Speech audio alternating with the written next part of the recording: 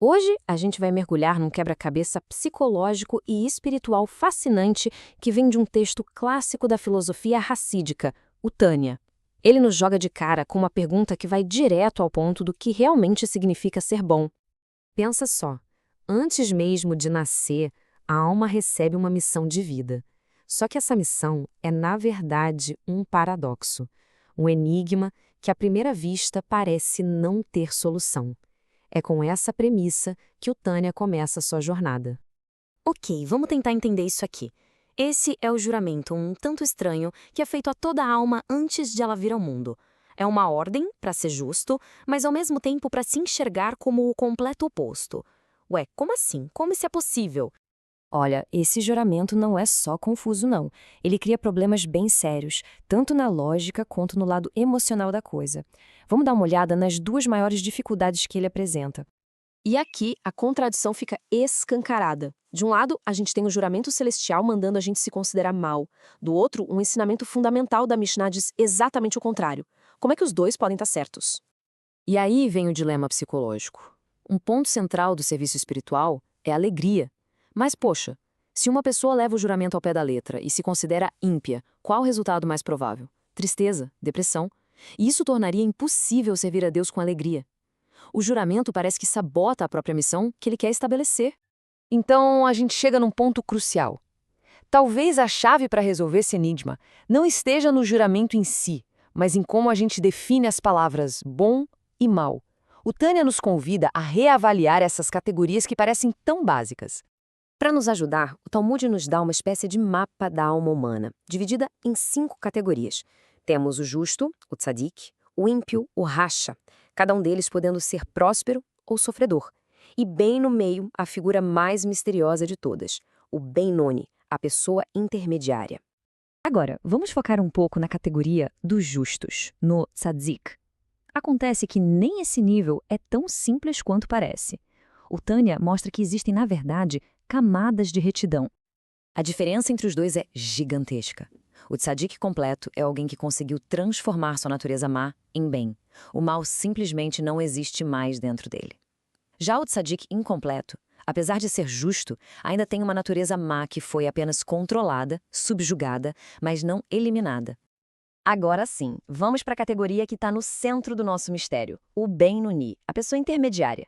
E aquela definição comum de meio bom, meio mal, bom, ela está prestes a ser virada de cabeça para baixo. E é aqui que a coisa fica realmente chocante. Rabá, um dos maiores sábios do Talmud, solta essa declaração surpreendente. Ele, um gigante espiritual, se identifica como apenas intermediário. O colega dele, Abaia, ficou chocado, dizendo que se Rabá é mediano, então não tem esperança para mais ninguém. Para a gente entender o tamanho do choque de Abai, a gente precisa de um pouco de contexto. Rabá era uma lenda por sua devoção. A dedicação dele ao estudo era tão completa que diziam que nem o anjo da morte conseguia chegar perto dele enquanto ele estudava. Essa é a pergunta que nos força a repensar tudo. Se o Benoni é alguém com metade de ações boas e metade de pecados, como é que Rabá poderia se encaixar aí? É impossível! A definição que a gente tinha tem que estar errada. E é exatamente aqui que o Tânia nos apresenta sua visão mais genial. Ele desmonta essa definição simplista do Baione para mostrar onde a verdadeira batalha espiritual acontece de verdade. A lógica do Tânia é, assim, implacável.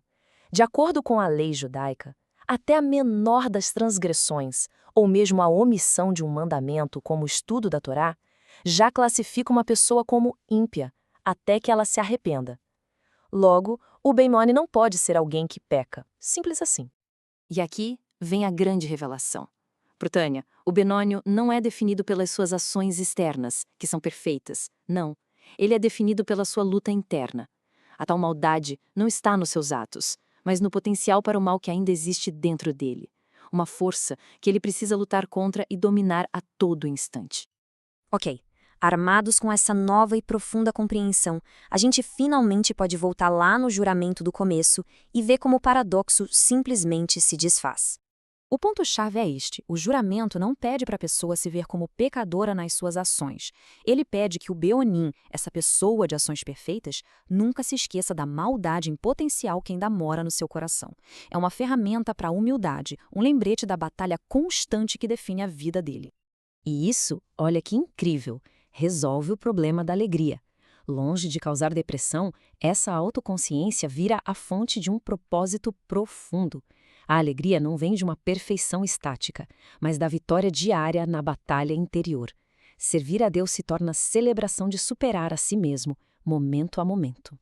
E assim, o Tânia nos deixa com um pensamento muito poderoso. Talvez a medida de uma pessoa não seja o quão boa ela parece por fora, mas a intensidade e a sinceridade da luta que ela trava por dentro. Uma perspectiva que muda tudo.